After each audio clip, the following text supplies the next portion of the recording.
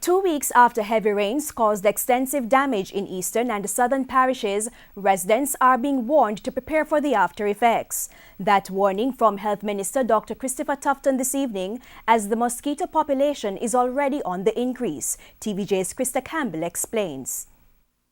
In 5, 4, 3, 2, 1.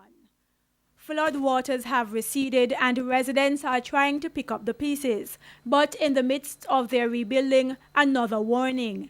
This time from the Health Minister, Dr. Christopher Tufton. In recent weeks, with the heavy rains that have come down, mosquito population has increased, and persons in their communities will now see an explosion almost in some communities of mosquito because of increased breeding, because more water is around.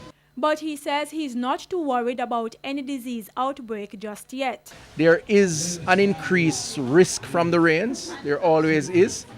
We are not panicking because we don't see any evidence of any outbreak of any particular ailment.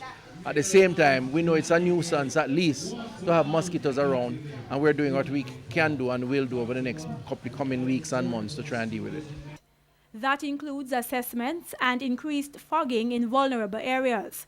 Dr. Tufton says health inspectors are out in the field. Places like Portmore in St. Catherine, southern Clarendon, and other low-lying areas where water tends to gather. Fogging won't take care of everything. So if we can have these community workers knocking on the homes of persons to say, look, there's a big pool in front of your house, could we remove a little sweeping, etc.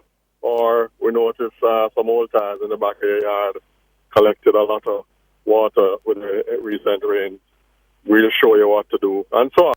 Dr. Tufton says assistance already started in Kitson Town, St. Catherine, will continue, where residents are given chemicals to kill mosquito larvae, as well as other resources to help prevent mosquitoes from breeding in stored water.